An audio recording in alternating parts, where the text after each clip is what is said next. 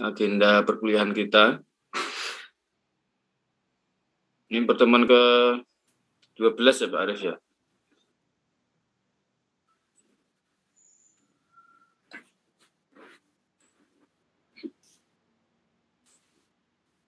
Dua belas ya Pak Arif? Nggih, leres Pak Ali. 12. Berarti masih atau tinggal 4 kali lagi. Artinya sudah mau selesai ya, nggak terasa. Ya, untuk agenda pertemuan 12 melanjutkan yang kelompok 2 untuk menyampaikan hasil analisis kritisnya dan juga mempresentasikan RPP inovatif atau perangkat inovatif kaitannya dengan kurikulum Merdeka atau prototype. Oke, silakan dilanjut Pak Arif. Oke, baik. Sebelumnya, Assalamualaikum warahmatullahi wabarakatuh. Waalaikumsalam. Waalaikumsalam warahmatullahi wabarakatuh. Yang terhormat Pak Ali Mustadi selaku dosen pembimbing, dosen pengampung ya mata kuliah konsentrasi ini yang saya banggakan ya teman-teman satu angkatan. Syukur alhamdulillah hari ini kita masih dipertemukan ya untuk bersama-sama menggali berbagai informasi terbaru begitu ya kaitannya dengan kurikulum prototype ataupun terkait dengan kurikulum Merdeka yang insya Allah akan kita gali kaitannya dengan isi konten yang ada di dalamnya. Nah, saya baru tadi pagi juga mendapat informasi tambahan dari Mbak Okta ya, kaitannya dengan beberapa petunjuk begitu. Nah, itu akhirnya juga membuka wawasan kami lebih luas begitu dan semoga teman-teman di kelompok 2 sudah lebih awal gitu ya memperoleh informasi ini sehingga kami tidak perlu membaca semuanya tapi sudah tergambarkan dari kelompok 2 ini sendiri begitu. Nah, maka untuk selanjutnya kesempatan ya untuk kelompok 2 untuk bisa memaparkan seluruh hasil diskusinya begitu.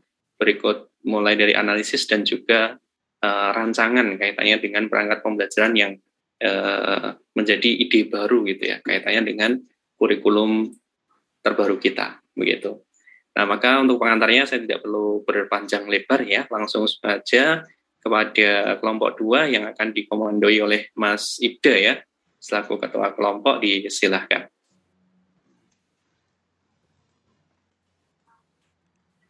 Assalamualaikum warahmatullahi wabarakatuh. Waalaikumsalam warahmatullahi wabarakatuh. Yang terhormat Pak Ali, Mas Syarif, dan kawan-kawan semua. Kayaknya belum gabung semua ya, tapi tidak apa-apa. Nanti kita sambil menunggu yang lain. Kelompok kami ini ada beberapa temuan yang mungkin nanti bisa disampaikan dari masing-masing kelas dan tentunya mungkin ada yang sudah dapat perangkat terbaru, mungkin ada yang belum karena informasi yang kita gali itu dari beberapa guru memang belum update ya sehingga mungkin ada yang lebih cepat update justru malah mahasiswa atau dosen kadang kalau tenaga kependidikan itu tidak tenaga pendidik kurang update. Jadi begitu untuk beberapa hal yang perlu kami sampaikan. Yang pertama ini kelas dasar dulu. Ini Mbak Andara atau Mbak Vera sudah siap mengilustrasikan kajian dari rencana pembelajarannya. Mbak Andara dulu. Mohon izin untuk hostnya Pak Ali. Mbak Esti kayaknya di jalan tadi. Ya, ini.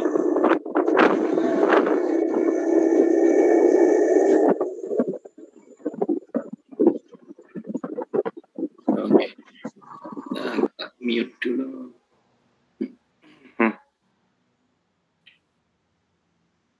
Mas Ibda, Mbak Handara, terus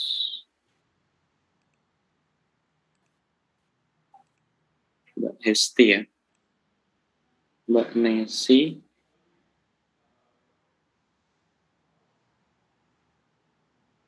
Mbak Vera ya.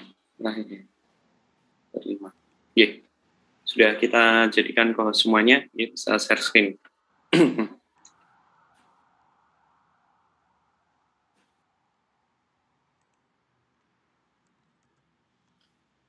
Mbak Vera dulu atau bagaimana?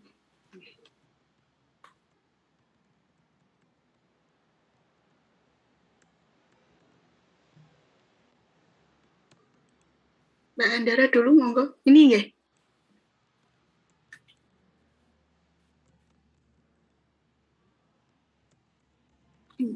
Bismillahirrahmanirrahim. Terima kasih atas kesempatan yang telah diberikan kepada saya. Saya akan memaparkan hasil analisis saya nih terkait RPP kelas tinggi, terutama untuk kelas 4. Nah, kemarin saya juga mencari untuk RPP kurikulum prototipe untuk kelas 4, akan tetapi hasilnya nol ya, saya tidak menemukan terkait dengan RPP prototipe kelas 4, khususnya adanya IPAS. Nah, jadi tidak berkaitan materinya, sehingga mau nggak mau ya saya harus analisis untuk RPP yang masih tahun kemarin, tapi dengan model yang 1 lembar begitu ya. Nah, baik teman-teman, jadi di sini saya menganalisis RPP yang sesuai dengan edaran Kemendikbud nomor 14 tahun 2019, di mana di sini RPP-nya itu hanya 1 lembar saja, yaitu penyederhanaan dari RPP yang sebelumnya ya. Begitu. Nah, jadi di sini ada identitas, kemudian juga ada tujuan pembelajaran, lalu langkah pembelajaran, dan kemudian ada penilaian pembelajaran. Jadi di sini ada 3 komponen itu yang harus ada dalam RPP, begitu. Nah, pada edaran Kemendikbud ini RPP itu memang dapat dibuat menjadi 1 lembar. Nah, kalau kemarin pandangan saya bahwa RPP 1 lembar itu pasti berkaitan dengan kurikulum prototipe. Nah, pandangan saya seperti itu, tetapi ternyata memang sebelumnya itu memang sudah ada RPP 1 lembar begitu, sesuai dengan edaran Kemendikbud nomor 14 tahun 2019. Kemudian hal ini tujuannya adalah untuk meringankan beban guru agar lebih fokus pada proses pembelajaran, bukan pada administrasi pembelajaran. Nah, melalui RPP yang sederhana ini, guru juga dapat membuat, memilih, mengembangkan, dan menggunakan RPP sesuai dengan kebutuhannya. Jadi di sini untuk sebenarnya tidak terlalu bermasalah komponennya seperti apa, tapi di sini juga sudah mengarah ke RPP 1 lembar kurikulum prototipe begitu ya. Kemudian yang kedua, dalam satu RPP ini setidaknya minimal ada, tadi sudah saya sebutkan, ada tujuan, ada identitas, tujuan pembelajaran, kemudian pelaksanaan pembelajaran, dan juga penilaian pembelajaran. Setidaknya dalam RPP 1 lembar itu ada 3 komponen itu yang paling penting gitu. Lanjut ke bawah, Kak Kira. Nah, kemudian pada tujuan pembelajaran, yaitu pada tujuan pembelajaran ini secara keseluruhan untuk kalimatnya itu sudah sesuai dengan ABCD ya, ada audience, subjek, kemudian behavior, dan adanya condition, dan juga degree. Nah, menurut saya ini sudah sesuai ya, sudah lengkap begitu. Kemudian untuk kegiatannya ini belum secara jelas kegiatannya itu mengamati apa, berdiskusi apa, seperti itu, sehingga perlu diperjelas kembali tentang kegiatan apa yang sedang dilakukan begitu, sehingga lebih spesifik begitu. Kemudian lanjut lagi, mungkin analisis saya secara garis besar hampir sama dengan yang mungkin kemarin. Nah, mungkin hanya ada perbedaannya sedikit saja. Kemudian untuk masuk kegiatan pembelajaran, nah sebelum di sini guru itu melakukan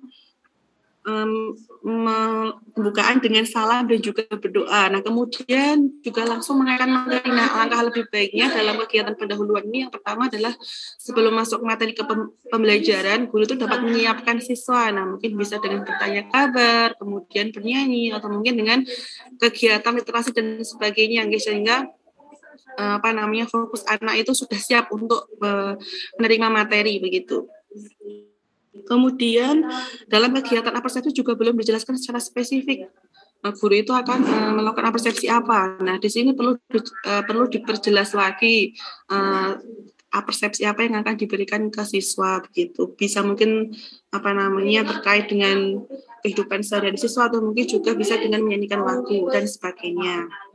Kemudian setelah memberikan persepsi, guru itu baru menjelaskan tujuan pembelajaran yang akan dicapai. Nah, pada kegiatan inti di sini menggunakan model discovery learning. Nah, di sini sudah sudah mendorong siswa untuk berpikir kritis dan juga aktif. Selain itu juga menurut saya pada RPP ini juga sudah menunjukkan student center. Nah, karena semua kegiatan itu berpusat pada siswa begitu.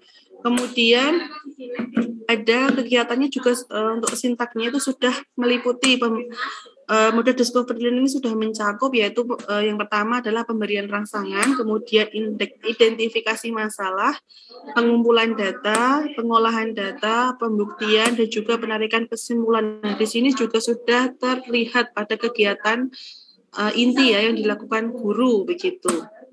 Kemudian kompetensi pembelajaran juga lebih berfokus pada pengetahuan dan juga keterampilannya saja.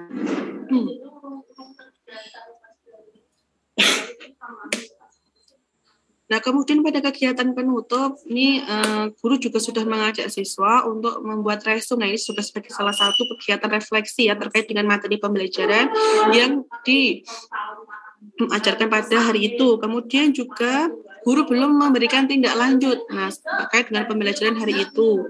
Selain itu, sebelum menutup pembelajaran, guru juga setidaknya harus memberikan penguatan berupa motivasi dan sebagainya. Kemudian yang terakhir, ini terkait dengan penilaiannya Nah, untuk penilaian ini belum tertulis secara jelas penilaian apa yang akan dilakukan, hanya mengatakan penilaian sikap, pengetahuan dan juga unjuk kerja begitu. Nah, pada penilaian sikap belum dijelaskan secara detail sikap apa yang akan diamati. Selain itu juga harus terdapat lampirannya terkait rubrik penilaian yang akan digunakan. Kemudian pada penilaian pengetahuan juga belum dijelaskan jenis tes pengetahuannya apa, bisa berupa pilihan ganda, esai dan sebagainya. Kemudian yang ketiga, pada tes keterampilan juga belum dijelaskan secara spesifik unjuk kerja apa yang dilakukan. Selanjutnya, setidaknya ada keterangan pada bagian penilaian, setidaknya itu ada keterangan. Nah, jenis penilaian apa yang akan dilakukan, kemudian bagaimana cara penilaiannya dan juga pedoman penilaiannya seperti apa. Nah, mungkin itu saja secara singkat pemaparan analisis kurikulum 2013 ini untuk kelas 4 dari saya. Mohon maaf jika masih banyak kekurangannya. Saya kembalikan lagi ke Mas Ibda. Terima kasih. Terima kasih Mbak Andara. Jadi memang ada beberapa informasi yang perlu kita pilah dan pilih ya. Beberapa tadi memang temuan di SE tahun 2019 itu bukan kurikulum saat daring tapi sebenarnya kalau kita masih ingat kan ada SE itu yang kurikulum RPP 1 lembar, kemudian muncullah pandemi 2020 sehingga ada kurikulum yang memang disesuaikan muncul sesuai daring, luring gitu kira-kira. Itu kira-kira dulu yang kita ingat. Kemudian muncul 2021-2022 mulai ada pembenahan di capaian pembelajaran sesuai bukan Permendikbud tapi SK Kepala Badan itu Kapban yang di sana tertuang beberapa capaian pembelajaran termasuk capaian pembelajaran khusus untuk sekolah penggerak dan khusus untuk sekolah umum yang itu maksudnya adalah prototipe atau merdeka belajar itu. Jadi mungkin informasi yang masih simpang siur di grassroots seperti itu. Monggo kemudian selanjutnya Mbak Vera untuk melanjutkan presentasinya. Terima kasih Mas Ibda. Mohon izin share screen.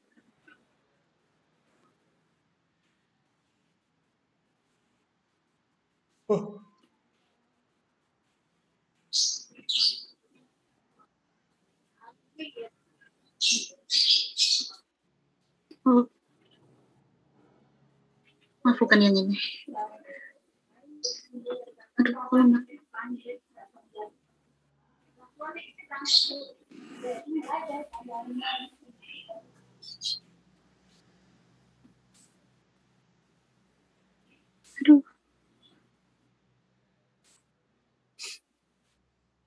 Halo teman-teman, maaf.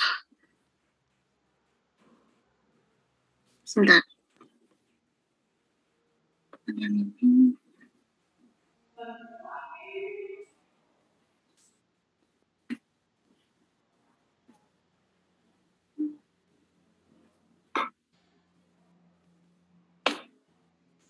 Sudah terlihat ya, teman-teman? Sudah, Mbak. Ya. Baik, saya akan melanjutkan analisis saya yang telah disampaikan Mbak Andara masih di kelas 4. Hampir sama apa yang sudah disampaikan Mbak Andara mengenai rancangan pembelajaran atau perangkat pembelajaran ini yang saya kira saya menemukan dari web kemarin dari Mas Asif Guru Berbagi yang hanya 1 lembar 2 lembar, saya kira kurikulum Merdeka atau prototipe, tapi ternyata masih kurikulum 2013. Nah, mengenai identitasnya, untuk analisis saya yang pertama sama di sini tidak ada di bawah identitas perangkatnya. Yang pertama tidak adanya KI dan KD. Nah, seperti RPP yang sebelumnya saya pernah lihat atau yang sebelumnya pernah ada yang lengkap KI, indikator dan KD-nya. Nah, padahal di kurikulum di standar proses pada komponen RPP ada yang pertama ada identitas sekolah dan nama kesatuan dan identitasnya, terus kemudian tujuan pembelajaran, KI, KD, kemudian materi, metode, media, langkah-langkah, penilaian dan hasil pembelajaran. Nah, di sini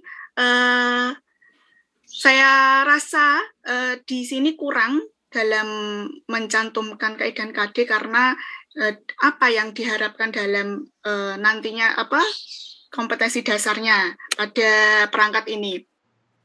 Nah, saya kira itu tadi ini kurikulum Merdeka, tapi ternyata apakah ini dipangkas atau bagaimana ya? Ternyata disederhanakan dengan saya berbincang dengan teman-teman, tanya ini ternyata model baru, model ajar baru kurikulum 2013. Kemudian langsung saja ke bawahnya. Nah, di sini juga tidak tercantum metodenya, media pembelajarannya, sumber dan referensi apa yang digunakan oleh guru pada perangkat ini. Nah, hal ini juga perlu seperti perangkat pembelajaran sebelumnya yang lengkap, ada metode, media dan sumber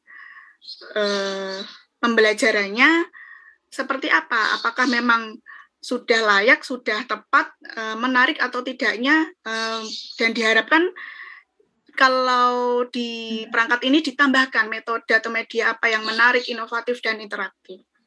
Kemudian,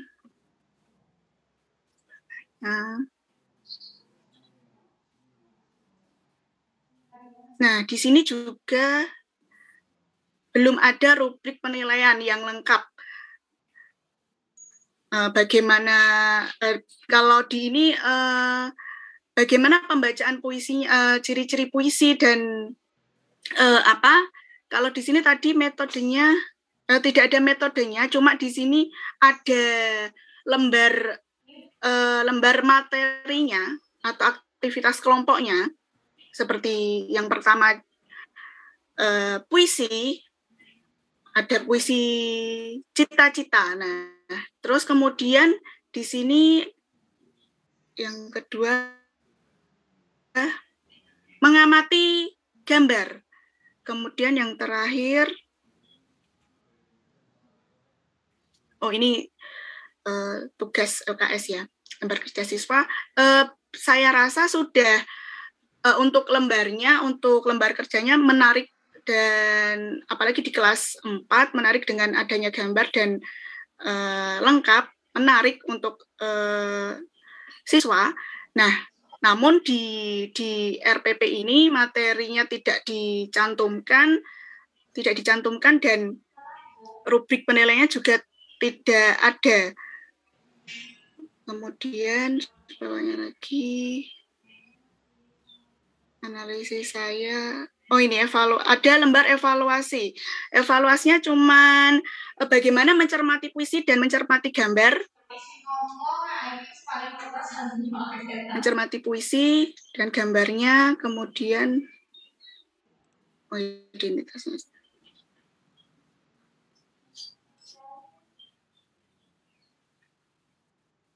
Nah, satu lagi di penemuan saya di RPP di kurikulum 2013 ini, sebenarnya sebentar saya stop screen dulu. Di sini saya menemukan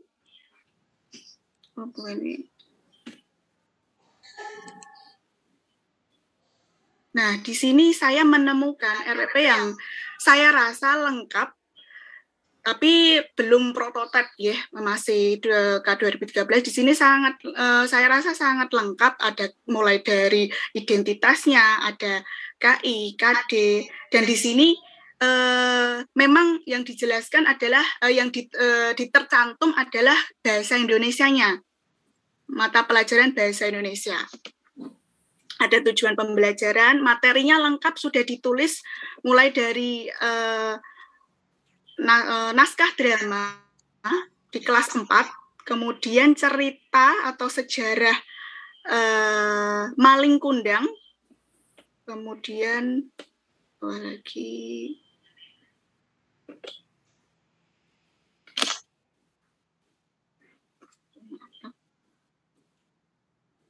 banyak cerita Maling Kundang, kemudian ada bawah. Nah, di sini sudah ada metode, media yang lengkap yang tadi saya sampaikan, dengan beda dengan yang pertama tadi, bahwa sampai dengan langkah-langkah hingga rubrik penilaian yang lengkap. Nah, ini rubrik penilaiannya sangat lengkap sekali, tapi namun belum sayangnya tidak diterapkan di tadi ya, yang pertama tadi, karena tadi kalau menurut Mbak Andara adalah penyederhanaan dalam perangkat seperti itu. Nah, di sini saya rasa di sini lengkap antara perbedaan rancangan pembelajaran yang pertama hingga yang kedua. Seperti itu analisis RPP dari saya. Saya kembalikan ke Mas Ibda. Terima kasih. Oke, terima kasih Mbak Vera. Memang hasil analisis atau temuan perangkat pembelajarannya masih intinya belum sesempurna yang kita harapkan, karena harapannya itu bukan kurikulum yang satu lembar, tetapi memang acuannya pada capaian pembelajaran, karena itu sebagai pengganti KIKD. Mungkin itu. Selanjutnya Mbak Esti atau Mbak Nesi, monggo temuannya bagaimana? Kita akan menyimak bersama. Boleh, saya Mas Ibda. Ya, monggo Mbak. Minta bantuan share screen nggih, Mbak Vera. Nggih.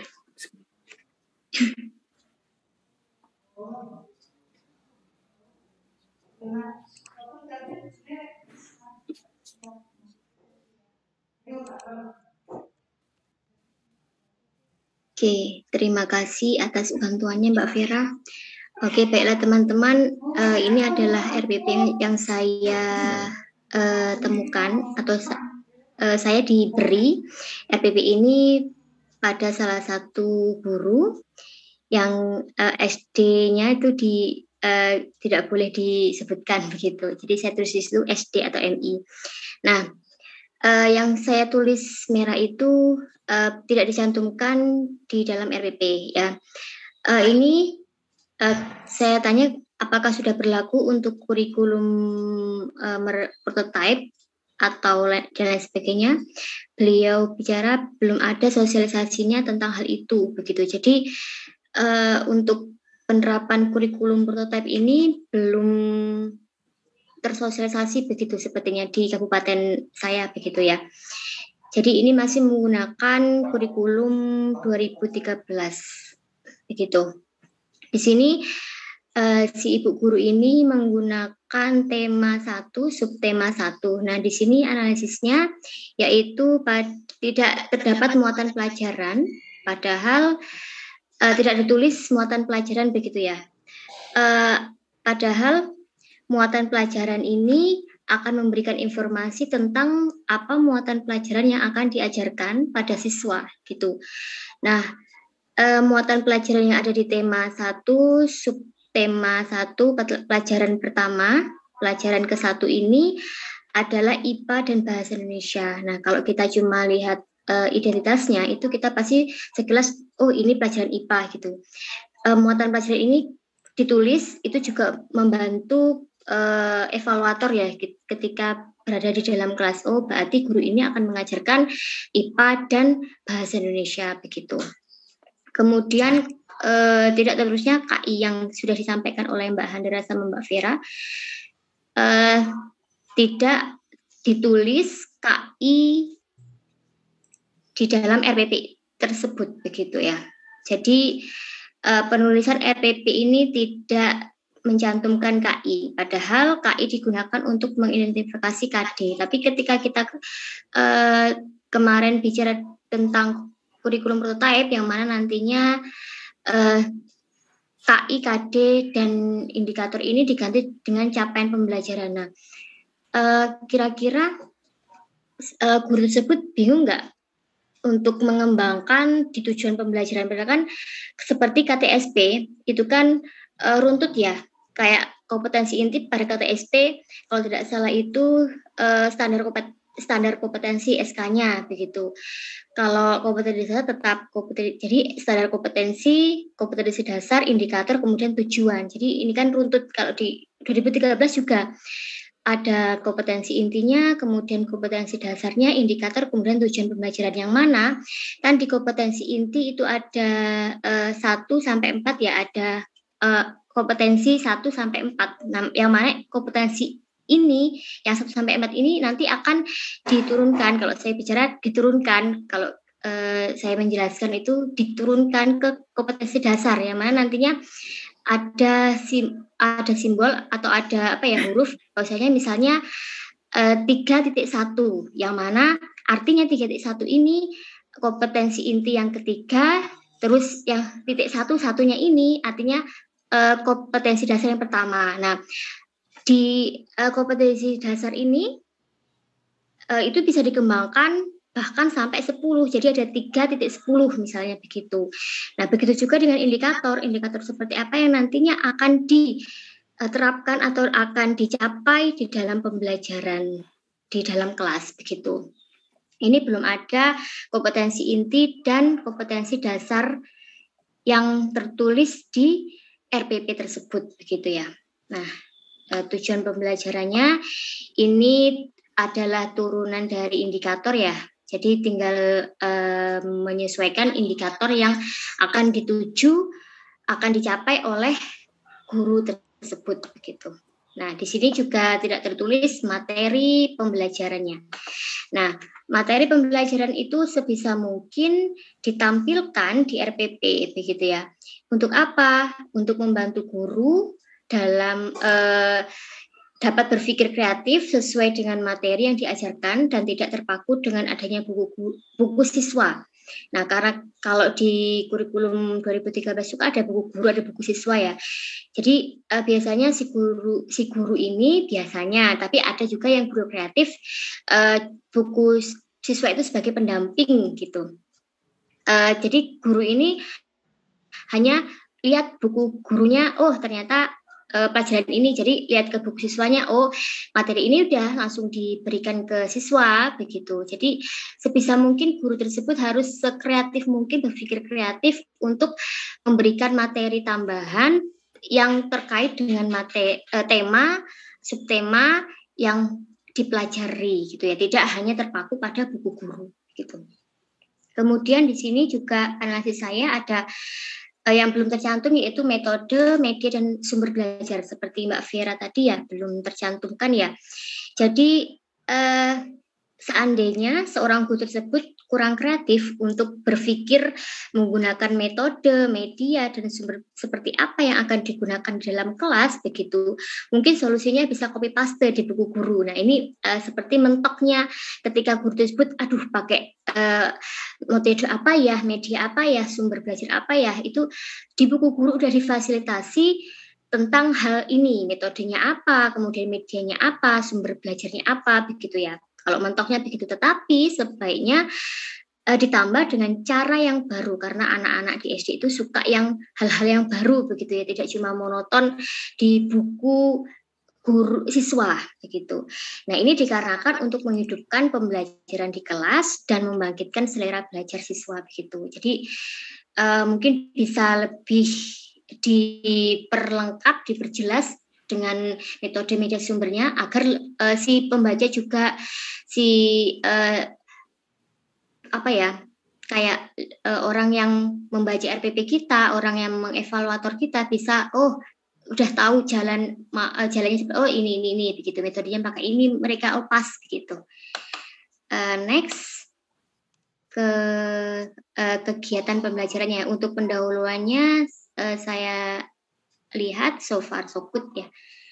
Kemudian di kegiatan intinya. Nah, kegiatan intinya di ayo menulis begitu ya. Di sini ada ayo menulis ya. Nah, di ayo menulis ini kan kegiatan siswa ya. Jadi seorang guru ini sebaiknya di siswanya itu difasilitasi dengan format atau form yang bisa full color dan dapat dicantumkan di RPP. Jadi formnya itu dapat dicantumkan di RPP. Jadi lebih bisa dilihat, dianalisis lebih mudah begitu ketika orang lain membaca RPP kita. Dan dilengkapi bagaimana instruksi yang diharapkan untuk siswa mengerjakan tugas yang diberikan. Nah, jadi seorang guru bisa mendesain seperti kayak LKS ya, lembar kerja siswa yang sesuai dengan instruksi yang mau kita tugaskan ke siswa kita, begitu. Next, di bawahnya sepertinya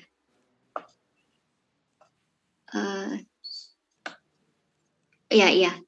Yang D di kerjasama ini seperti tadi ya, ayo menulis tadi. Nah ini kemungkinan saya cuma menebak saja, di kerjasama dengan siswa ini akan dijadikan PR oleh si guru ini. Nah jadi ini juga sama seperti ayo menulis tadi, guru itu harus kreatif menggunakan membuat LKS begitu ya, yang sederhana mungkin. Kalau ketika guru itu terbatas oleh IT begitu ya, bisa menggunakan Word begitu untuk mendesain LKS-nya. Nah, ini juga sama. Nah, ditambahi bahwasanya diberi ruang untuk bukti keikutsertaan orang tua. Nah, jadi ada bukti di dalam LKS tersebut nantinya mungkin ya, keikutsertaan siswa, bahwasanya apa fungsinya ini digunakan untuk hasil yang diharapkan. Jadi harapannya kan hasilnya di sini ada kerjasama antara orang tua. Jadi ternyata memang orang tua si A ini membantu atau ikut serta di dalam anaknya mengerjakan tugas begitu. Next, Mbak Vera.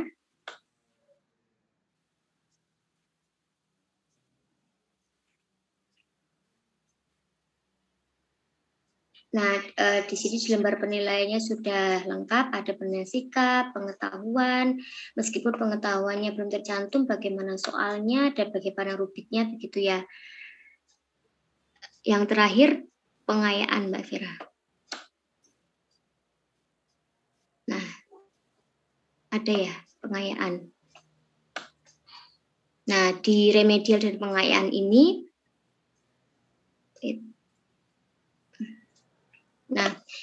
di remedial dan di pengayaan ini, nah ini juga sama ya seperti LKS yang tadi, seorang guru itu untuk kreatif, yang mana LKS itu bisa dimodifikasi sesuai dengan selera guru dan tidak hanya berbentuk tulisan, kemudian bisa ditambahin gambar, warna, kemudian font yang menarik dan lain-lain. Jadi tidak seorang guru itu cuma ayo anak-anak sekarang tulis begitu ya.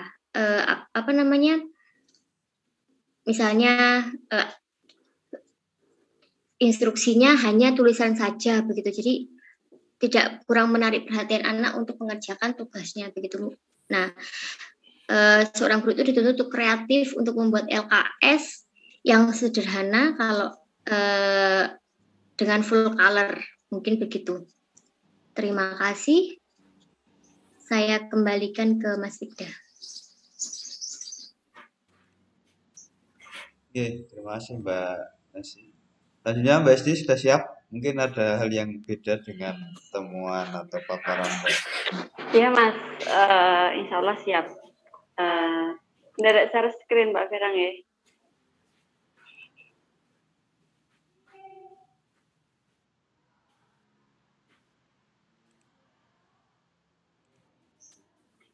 Sama link yang tadi di grup kelompok kita itu Mbak Firang. Maaf merepotkan.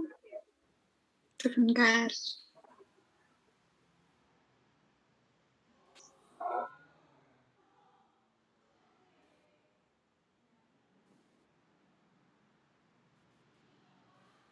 Ya, bismillahirrahmanirrahim. Assalamualaikum warahmatullahi wabarakatuh.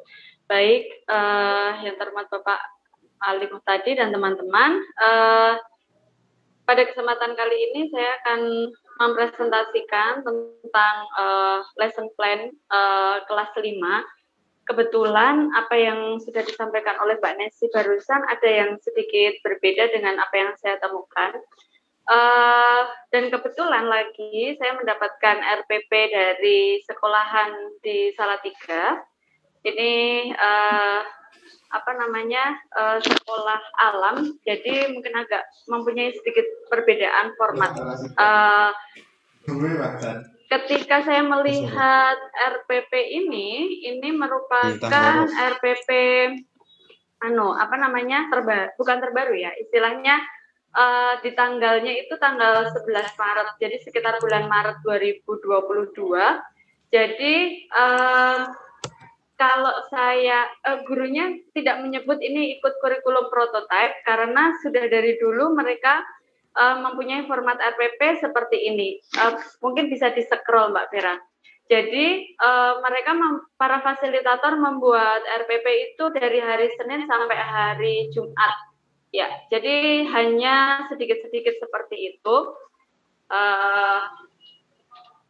Ya, tapi mempunyai format yang berbeda. Ada sedikit bocoran juga, ternyata mereka membuat dua format RPP. Yang pertama ketika ada penilai sekolah datang, mereka juga menyodorkan format RPP yang seperti pada umumnya begitu. Nah, ketika melihat lesson plan ini untuk judulnya sudah ada tema, sudah ada subtema, akan tetapi tidak diberitahukan muatannya. Tetapi bisa dilihat dari judulnya itu muatan pelajaran yang dihadirkan dalam subtema ini adalah IPA dan ada muatan bahasa Indonesianya. Nah, untuk di lesson plan ini KI dan KD tidak disertakan, tidak dicantumkan. Mereka langsung mencantumkan tujuan pembelajaran. Jadi tujuan pembelajaran ini juga mengacu pada tujuan pembelajaran setiap pertemuannya. Nah, gitu. Nah, kebetulan lagi RPP ini adalah RPP untuk pembelajaran yang online, ya pembelajaran yang masih online kemarin, separuh online dan separuh tidak online. Nah, seperti itu. Jadi ya Mbak Vera jangan turut-turut dulu. Oke. Nah, bisa diketahui bahwa ada dua macam. Di sini kelihatan bahwa ada kelas yang online dan ada kelas yang offline. Nah, tetapi kelas online dan offline ini tidak dibagi separuh-separuh, 50%, 50%, akan tetapi diselang-seling. Karena memang satu kelasnya itu hanya sedikit, jadi sehari masuk, sehari tidak begitu. Nah, bisa turun sedikit Mbak Vera.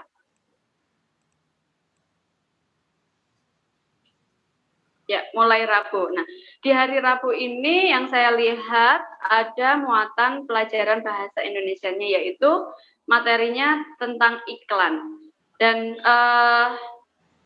di sini dalam lesson plan ini hanya terdiri dari tujuan pembelajaran, materinya apa, media. Nah, media di sini bukan menyebutkan media yang digunakan untuk istilahnya menerangkan pelajarannya, menerangkan materi yang diajarkannya, tetapi media yang digunakan untuk pembelajarannya. Nah, karena di sini pembelajaran online melalui WAG, maka di sini dicantumkan medianya adalah WAG. Tidak mencantumkan misalnya medianya adalah buku digital, karena kebetulan gurunya juga membuat buku digital untuk anak-anaknya. Jadi tidak dicantumkan itu. Nah, kemudian untuk model pembelajaran dan metode pembelajaran pun juga tidak dicantumkan.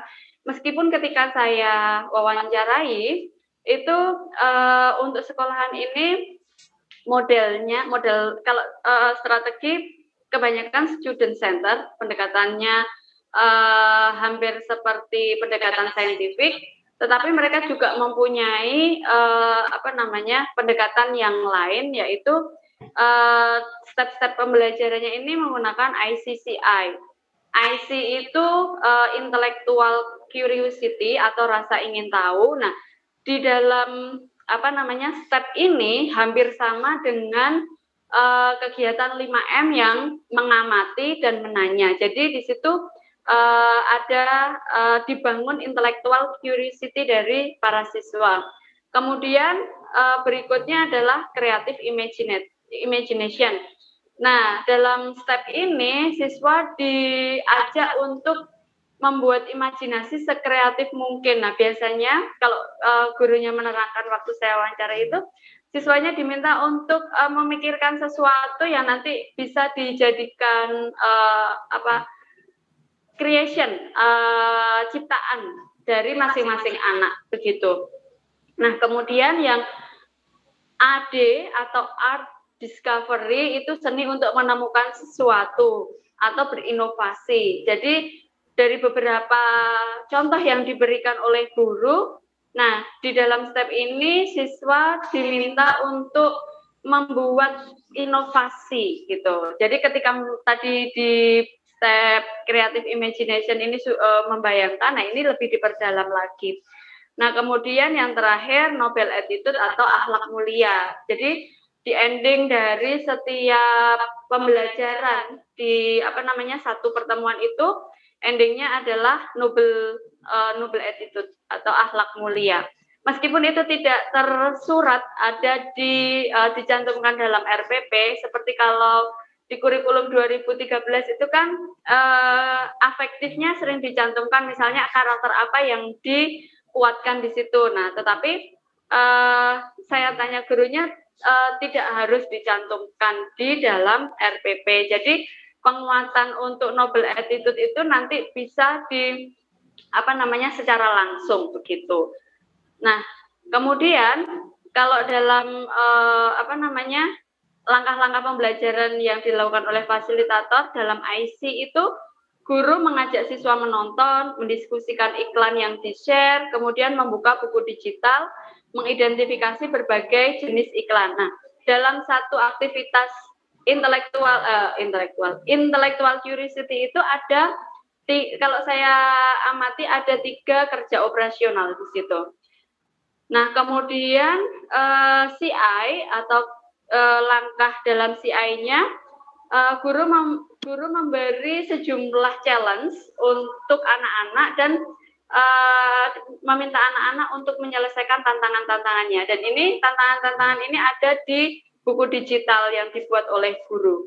Nah, kemudian yang EDI itu guru mengajak anak-anak untuk menyimpulkan pelajaran hari itu. Kalau dilihat sekilas itu guru meminta anak-anak untuk menyimpulkan apa jenis iklan, beberapa jenis iklan seperti iklan niaga dan sebagainya. Kemudian noble attitude-nya tadi tidak disebutkan di dalam lesson plan, tetapi ada di buku digital, maksudnya muncul di situ. Agak turun ke bawah sedikit Mbak Vera. Ya, naik lagi. Maksudnya turun lagi. Ya. Nah, jika dilihat di buku digital, itu tujuan pembelajaran untuk yang bahasa Indonesia itu ada beberapa hal, mungkin agak kecil ya. Tapi kalau saya lihat dan saya amati di sini, kebanyakan menggunakan kata kerja operasional mengidentifikasi. Iya, mengidentifikasi mengidentifikasi jenis iklan, kemudian mengidentifikasi tujuan dari iklan, mengidentifikasi ciri-ciri iklan yang baik, mencari tahu jenis iklan dan sebagainya. Nah, untuk kata kerja operasional yang digunakan dalam tujuan pembelajaran ini, ada kalau diperes gitu ya, ada mengidentifikasi yaitu termasuk C1. Kemudian mencari tahu, kalau mencari tahu secara langsung tadi saya tidak interpretasikan bahwa mencari tahu ini mengumpulkan informasi, jadi masuk ke C5, dan yang terakhir itu membuat iklan. Nah, di situ masuk mencipta atau C6. Nah, menurut saya secara substantif RPP ini sudah baik. Kalau mau dibilang kurikulum ini masuk ke kurikulum prototipe atau tidak, bisa jadi dalam kurikulum prototipe atau Merdeka Belajar pun kan tidak tidak dipatok RPP yang seharusnya dari pemerintah itu seperti apa juga istilahnya tidak ada aturan baku di situ. Jadi guru bisa bebas mengekspresikan lesson plan yang dia inginkan itu seperti apa. Keturun lagi Mbak. Jika dilihat dari pemilihan aktivitas yang dilakukan oleh guru, nah di sini saya menilai bahwa guru memang tidak dominan dalam memberikan informasi. Jadi sudah kelihatan bahwa guru menjadi fasilitator di sini. Nah, siswa itu terlihat lebih aktif untuk belajar. Jadi dari aktivitas-aktivitas yang nampak dalam pemilihan kata kerja operasional itu, siswa diminta untuk mengidentifikasi, mencari perbedaan antara iklan satu dengan yang lain, mengumpulkan informasi tentang jenis-jenis iklan dan bagaimana cara membuat iklan yang baik. Nah, dan yang terakhir disuruh mencipta. Nah, di sini sudah terlihat bahwa guru memberikan kesempatan pada siswa untuk belajar. Jadi terlihat ini student center, begitu. Nah, mungkin untuk buku digitalnya bisa tolong dibukakan, Mbak Vera. Di link, bukan ke bawah ya, di link yang tadi.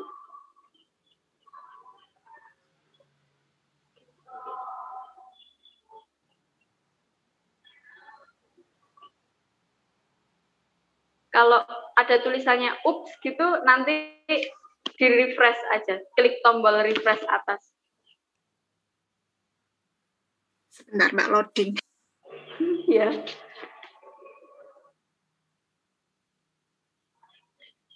Mungkin sambil menunggu Mbak Vera, belum dibuka ini kok ya Mas ya. Oke, kita tunggu aja dulu.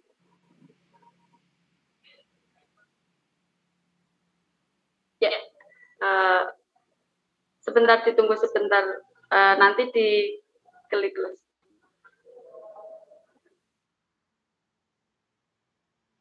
betul betul Mbak Vera itu.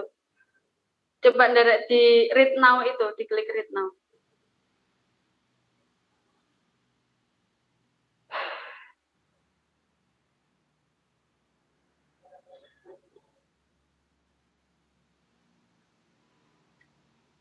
Untuk sekedar informasi, kemarin informasi yang saya dapatkan dari fasilitator atau guru di sana, setiap dalam pembelajaran yang online ini, setiap guru diminta untuk membuat bukan worksheet tapi workbook gitu ya. Jadi dalam 1 minggu apa yang akan mereka pelajari itu di sini. Belum bisa ya Mbak? Belum. Oh ya, mungkin karena masih ada 1 kelas lagi Mas Ibda, nanti untuk linknya akan saya share di grup ya WAG. Nanti jadi bisa dilihat seperti apa buku digital yang dibuat oleh gurunya. Begitu.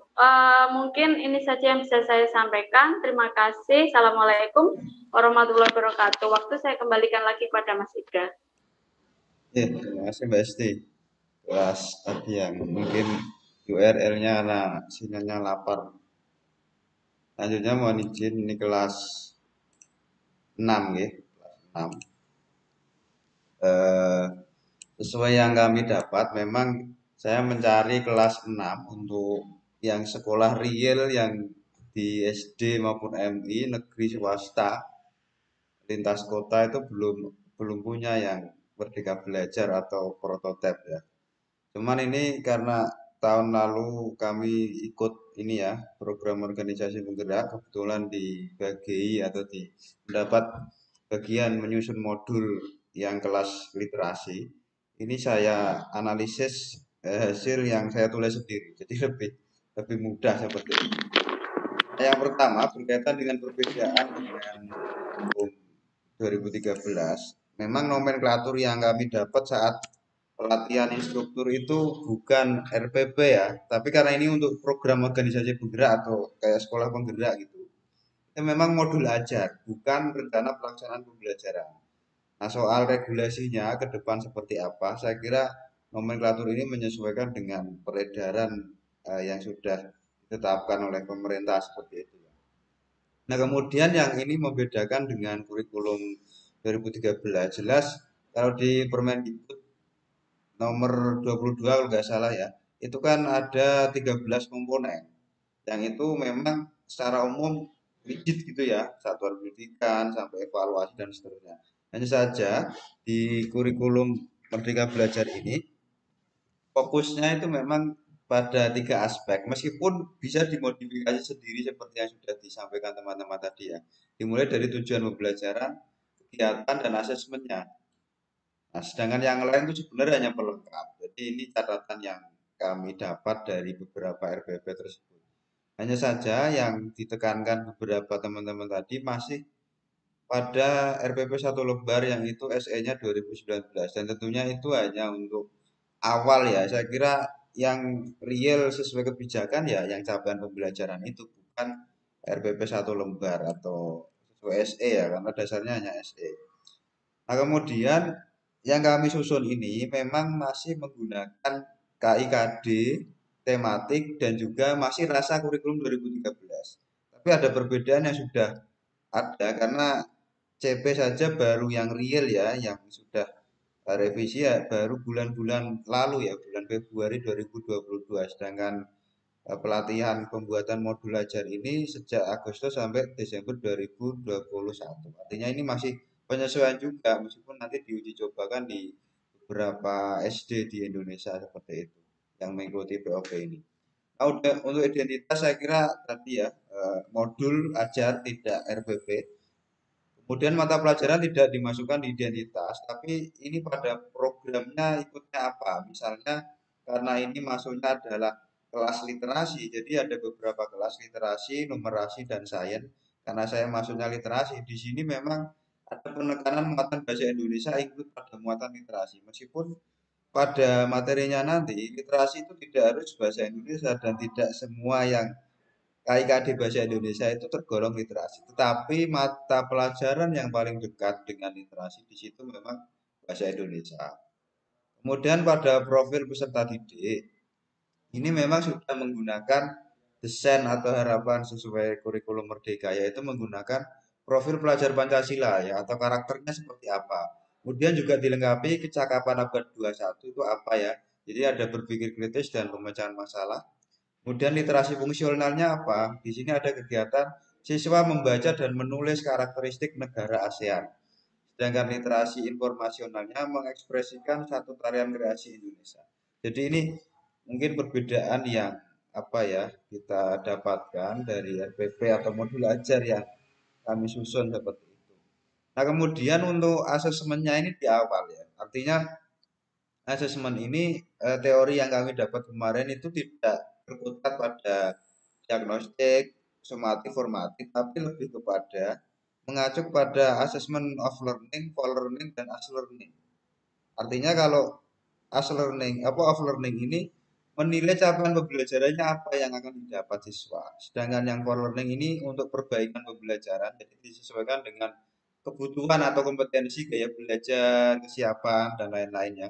Kemudian kalau as learning ini sebagai sarana pembelajaran. Nah, sedangkan yang diagnostik yang kita susun ini itu disesuaikan dengan yang for learning. Artinya teori yang dikaji dalam penerapan modul ajar di program organisasi penggerak kelas 6 ini khususnya di literasi kemarin menggunakan for learning dengan skema diagnostik ya. Jadi di situ disesuaikan dengan kompetensi dan ini sebagai sarana perbaikan pada pertemuan berikutnya seperti itu kira-kira yang seingat saya ya, kalau salah nanti mohon diluruskan. Kemudian KD-nya di sini ada 3 yang berkaitan dengan bahasa Indonesianya yang dikuatkan. Dan ini memang masih skema kurikulum 2013 ya, tidak menggunakan capaian pembelajaran, hanya saja tema yang ada di KD ini itu digunakan sebagai tematik literasi seperti itu. Ini nanti tematik literasinya di sini kan harmoni Indonesia. Nah, CP-nya ini ya tidak perlu saya baca secara detail karena sudah mafhum secara umum. Kemudian yang untuk tujuan pembelajaran, nah ini hampir sama dengan aspek kurikulum 2013. Dia lebih menonjolkan sintak pada kegiatan di KD-nya dan itu mengacu kepada profil peserta didik juga. Artinya di sini menggambarkan bahwa ada tujuan tertentu yang ini mengarah kepada kemampuan literasinya ya. Misalnya melalui melihat globe peserta didik mengamati negara ASEAN. Kalau ini dikontekskan pada kurikulum Merdeka kemarin kan memirsa tentunya, tidak hanya melihat ya, tidak sekadar melihat seperti itu. Ini tinggal kita modifikasi aja nanti kalau ingin kita ubah.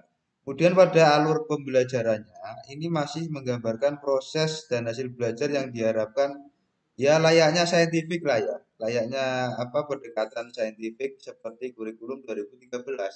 Di situ ada kegiatan menanya, mengumpulkan informasi dan seterusnya. Outputnya ya pada kegiatan pada proses pembelajaran itu dan satu pertemuan ya, ini bertujuan juga intinya ada evaluasi yang sudah kita susun pada globe sesuai dengan ini sebenarnya ada lengkap di laptop satu saya, nanti bisa kita gabung ya untuk di link nanti kita share. Juga ada videonya seperti itu yang untuk guru di lapangan karena ini sebenarnya tahapannya diajarkan instruktur kepada fasilitator, fasilitator kepada guru. Programnya seperti yang disampaikan Mbak Esti tadi ya, namanya bukan guru tapi fasilitator ya, karena ini include-nya adalah organisasi penggerak. Ini juga ada lembar kerja yang untuk negara ASEAN ya, dan seterusnya. Untuk LKPD-nya juga sudah ada, dan yang terakhir lembar refleksi. Nanti satu paket, satu pertemuan yang itu mengarah kepada kemampuan literasi kelas 6, khususnya pada tema harmoni Indonesia. Mungkin itu modul ajar atau rencana pelaksanaan pembelajaran yang sudah kami susun dan kami analisis. Tentunya ini masih awal istilahnya inovasi karena munculnya modul ajar ini juga berkaitan dengan mendukung implementasi kurikulum Merdeka Belajar seperti itu. meskipun pada perangkatnya masih rasa ya, masih rasa kurikulum 2013 tentunya masih belum ada capaian pembelajaran dan seterusnya. Tapi untuk karakter pada profil pelajar Pancasila, kecakapan abjad 21, literasi fungsional dan literasi informasional sudah kami masukkan seperti itu. Mungkin itu paparan yang bisa kami sampaikan. Selanjutnya monggo teman-teman jika ada masukan, pandangan lain ataupun hasil yang sudah didapat kemarin kira-kira perbedaannya apa? Karena tentunya yang kami dapatkan dari masing-masing kelompok atau masing-masing orang tadi berbeda ya. Ada yang memang sekolah alam, sekolah SD umum, kemudian untuk dari organisasi penggerak, tentunya ini berbeda-beda ya. Monggo kepada teman-teman kalau ada tambahan masukan atau analisis dan komentarnya kami persilakan.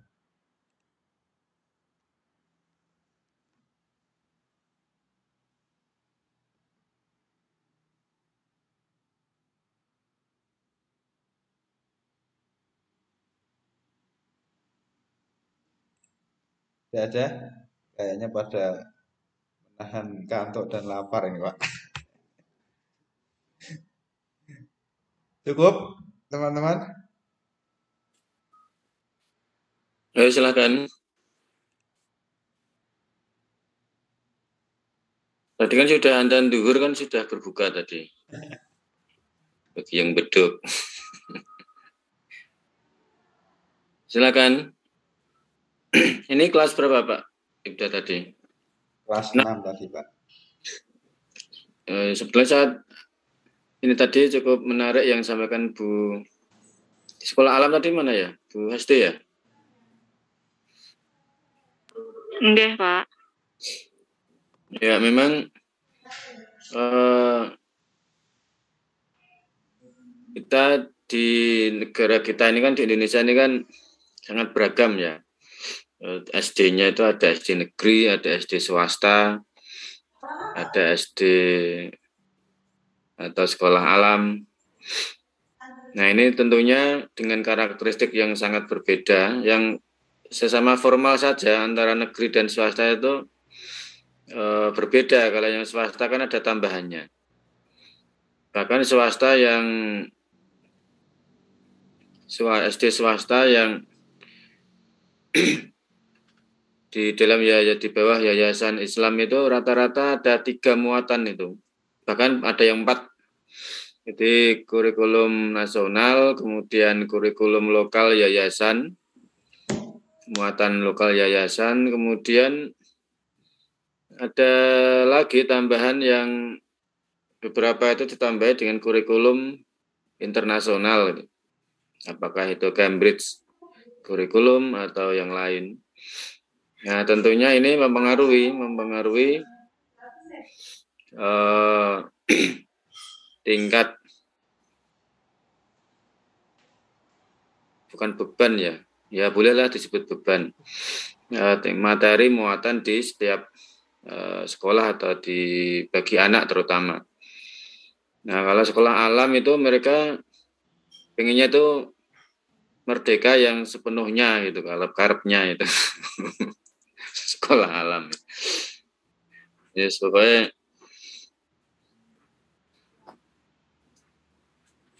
ya bebas yang tak mau diikat itu. Tapi ya tidak sepenuhnya itu bisa dilaksanakan karena kan anak-anak di Indonesia kan masih butuh ijazah ya. Ya sehingga akhirnya di penghujung tahun itu yang sekolah alam ini kan akhirnya juga harus menyiapkan diri untuk ujian yang standarkan. Nah, memang di akhir-akhir tahun ini kan UN dihilangkan, dihapus. Tapi sepertinya masing-masing provinsi itu belum begitu rela sehingga mengadakan tes standar sendiri-sendiri. Nah, terutama di Jogja itu disebut dengan apa? Tes standarnya itu. Di Jogja namanya apa? Pengganti UN itu. SPD, Pak. Apa, Bu? SPD, Pak. Singkatannya? Ya, kepada ASPD. Singkatannya saya kurang paham, assessment, tapi itu assessment kayak sekolah. daerah terakhir, Pak. Yang terakhir daerah ya. ASPD ya. Ya, ASPD. Ya, coba dicek di Google itu. Ya, yang terakhir daerah itu. Nah, itu akhirnya kan ya seperti UN lagi jadinya. Karena mindset pengambil kebijakan di beberapa daerah itu belum bisa move on gitu. Nah, sebetulnya kalau memang oke lah kalau ujian akhir itu untuk SMP, SMA itu oke ya. Tapi kalau SD itu sebetulnya belum saatnya. Ya oleh sekolah itu saja, oleh guru itu yang melakukan assessment. Dan hasil assessment pun tidak boleh menentukan lulus atau tidak gitu. Karena kan di Indonesia kan 9 tahun wajib belajar ya. Maka 9 tahun itu nggak boleh diputus. Coba kalau SD nggak lulus kan terputus 9 tahunnya. Yang 3 tahun SMP kan nggak dapat. Nah, sehingga di SD itu assessment itu hanya untuk mendeskripsikan kemampuan saja gitu, mendeskripsikan kemampuan, potensi, bakat, minat anak untuk di follow up oleh level SMP. Nah, kembali kepada tadi yang hasil analisisnya di kelas 4, 5, 6. Nah, tentunya kesiapan dari sisi kesiapan memori, dari sisi pemerolehan kosakata, pemerolehan perkembangan bahasa, kelas tinggi kan lebih bagus dibanding yang grup 1 kemarin. Nah, sehingga oleh karena itu di kelas tinggi untuk mengembangkan potensi kebahasaan anak lebih didominasi praktek-praktek performance. Tadi bagaimana perangkat itu bisa mengaktifkan siswa, kata kuncinya kan di situ, student center-nya itu. Student center dalam hal bagaimana memfasilitasi siswa untuk berekspresi yang lebih maksimal dibanding kelas rendah. Ya, di sana ada proyek-proyek yang terkait dengan kebahasaan, performance baik tulis maupun lisan. Nah, tadi hasil analisis dari kelompok 2 cukup kritis ya. Cukup kritis. Nah, terutama bagaimana model atau pendekatan atau strategi yang seharusnya diterapkan itu yang menjadi pemikiran kita. Apa saja model yang kita diskusikan di 2 pertemuan sebelumnya untuk bagaimana kita terapkan di perangkat yang kita buat ini, perangkat itu inovatif itu. Sebenarnya saya sangat setuju ya, jadi bahwa lesson plan itu tidak harus satu format ya. Saya setuju bahwa lesson plan itu silakan guru berimprovisasi, guru melakukan inovasi. Yang boleh standar menurut saya itu cukup KIKD ya, indikator. KIKD saja itu sudah cukup sebetulnya. Jadi pemerintah atau kementerian cukup melansing KIKD atau itu memang sudah dikerjakan di kurikulum prototype itu, sehingga masing-masing guru di satuan pendidikan masing-masing silakan mengembangkan indikatornya, silakan mengembangkan modal, metode, strateginya. Apakah mau 1 halaman, apakah mau sekian halaman itu sebetulnya nggak masalah. Tinggal Bapak Ibu guru ini lebih nyaman yang mana gitu. Kalau memang nyaman yang 1 halaman ya is okay. Yang penting kan proses pembelajarannya itu student center dan memang benar-benar aktif dan bermakna. Kata kuncinya di situ. Kalau memang nyaman dengan sekian halaman, ya silakan saja. Yang penting student center-nya itu yang diutamakan. Ya, saya kira itu komen atau respon dari saya, sehingga kata kuncinya di kata inovatif ya. Nah, kata inovatif ini kan nggak mungkin sama. Inovasi antar guru itu pasti berbeda. Ya, dan memang harus beda karena siswanya pun berbeda. Memang saya setuju dengan model pengembangan perangkat yang disusun tiap minggu. Ya, tadi Bu Esti cerita. Dan itu hampir semua sekolah swasta gitu trennya itu. Jadi perangkat atau weekly plan ya namanya. Di SD anak saya juga gitu. Weekly plan itu diserahkan orang tua setiap hari Sabtu ya. Atau Jumat sore.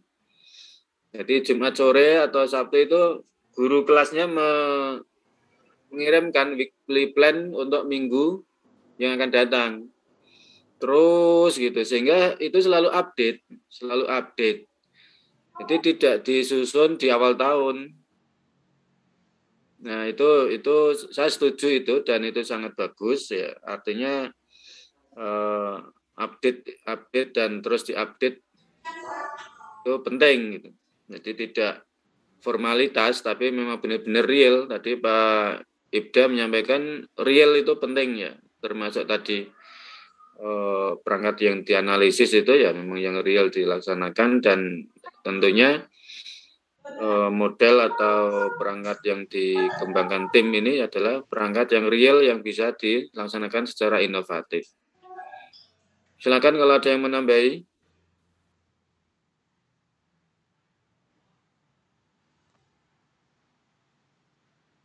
Halo, ini sudah mau masak kok, kurang bergairah ini. Ada ngabuburit ya Pak? Iya, ini masih lama itu pokoknya itu. Itu sudah, Mbak Vera sudah megang gelas kayaknya itu. Mboten, Pak. Silakan. Karena minggu ini minggu terakhir untuk bahasa ya. Minggu depan kita sudah pindah ke sastra.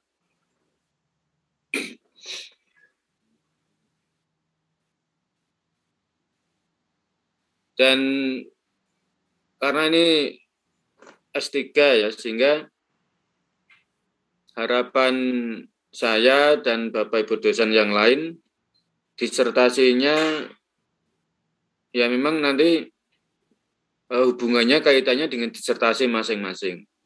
Sehingga nanti di apapun topik judul disertasinya, yang penting rohnya atau substansi ilmiah atau akademiknya lebih dikuatkan aspek berbahasa aktif. Baik pembelajarannya yang aktif maupun keterampilan berbahasa siswa yang aktif, baik di dalam proses pembelajaran maupun proyek-proyek yang dikembangkan, dikerjakan siswa. Ya, jangan sampai nafas atau rohnya disertasinya itu tadi yang aliran tidak mau move on itu tadi, yang masih aliran lama, itu mohon ditinggalkan. Kita memang harus bergeser, paradigmanya harus bergeser bagaimana menyiapkan siswa-siswa kita di abad 21, bahkan abad setelahnya. Bagaimana tuntutan aktif berbahasa, baik bahkan tidak hanya aktif ya, tapi kritis ya. Aktif dan kritis itu beda. Kalau yang ideal itu ya aktif dan kritis. Nah, sekarang kan sangat minim sekali siswa di kelas itu dilatih berdebat, kan sangat jarang sekali kita lihat di kelas itu. Kalau siswa kita terbiasa diajak berdebat, menganalisis itu, ketika sudah dewasa itu sesuatu yang akademik gitu, sehingga tidak terjadi ketika kita lihat di TV itu kan, kalau debat itu kan kayak orang bertengkar gitu. Nah, namanya debat itu ya hal yang lumrah dan hal yang sangat akademik. Jadi bagaimana berdebat yang baik itu kalau nggak dilatih sejak dini itu ya memang repot. Nanti kalau sudah dewasa, sudah kerja, jadinya ini seperti orang bertengkar berdebat itu. Karena dengan berdebat sebetulnya mengasah daya kritis anak. Ya, kemudian termasuk sosiodrama. Kita juga sangat jarang sekali melihat anak-anak tampil dalam sosiodrama atau role playing. Role playing ini bagus ya. Saya sangat ingin sekali bahwa role playing itu selalu diterapkan terutama di kelas tinggi. Role playing, sosiodrama, performance gitu ya, tampil. Nah, itu sangat mengasah daya kritis dan komunikatif siswa. Oke, saya kira untuk aspek kebahasaan sudah kita cukupkan. Minggu depan kita pindah ke aspek sastra anak. Untuk minggu depan sastra anak kelas rendah, pertemuan ke-14 sastra anak kelas tinggi. Ya mohon kelompok 1 atau ditukar ya, yang sekarang yang minggu depan kelompok 1 yang bergeser ke sastra anak kelas tinggi gitu. Nah, yang kelompok 1 yang kelompok 2 yang sastra anak kelas rendah. Awal. Gitu ya. Iya.